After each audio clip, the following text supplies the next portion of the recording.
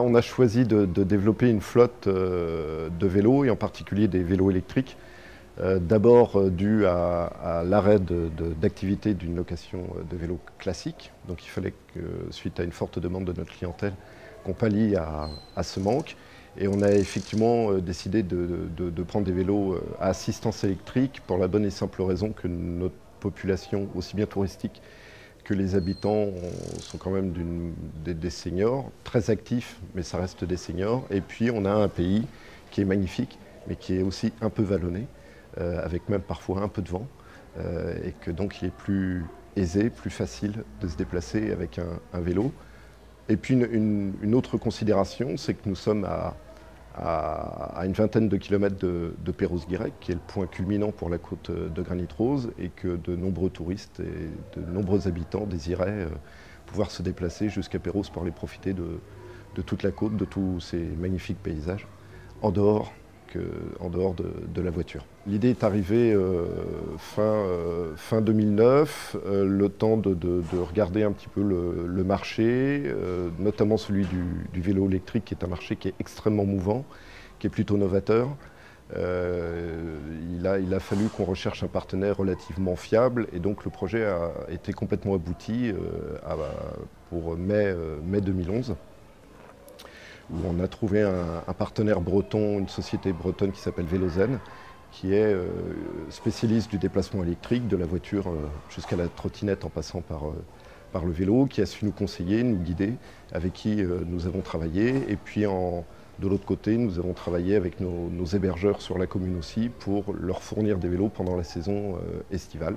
Et après, il y a effectivement tout un travail administratif à valider avec la mairie, la commune et la région, qui a été d'un grand soutien financier dans cette opération.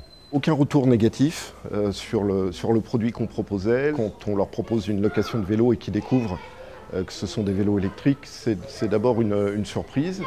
Et une fois qu'effectivement on leur a fait la démonstration et qu'on leur explique, parce que c'est une utilisation très simple, une fois qu'on a fait cette démonstration, ils partent sans aucun problème dessus, et les vélos, de par leur qualité et le choix de l'engin et de la machine, nous reviennent dans un état tout à fait correct. Le seul frein que nous avons eu, c'est les routes et la sécurité sur les routes, en fait. La côte de Granit Rose, et en particulier la route côtière, est effectivement extrêmement fréquentée. C'est en moyenne 3000 voitures, 3000 véhicules jour. Et lorsqu'on veut faire un Trébordin Perros par la côte, parce que c'est ce qui attire aussi nos touristes, on rentre dans des problématiques de sécurité effectivement un peu plus contraignantes. On expose quand même d'autres chemins pour pouvoir y accéder. Ça ne reste que par l'intérieur de la campagne pour l'instant. Et voilà, c'est le frein de cette opération. Pour le reste, ça a été très très bien accueilli. On a repris notamment des chemins verts qui étaient déjà existants et que l'on propose à nos cyclistes. Donc ça leur permet de se rendre et de se déplacer très facilement. Mais là encore, reste le problème de la route côtière. Le déplacement veut se faire en bord de mer et non pas forcément à l'intérieur des terres. C'est un problème, tout le monde en est conscient, qui est extrêmement lourd, coûteux. Sécuriser une route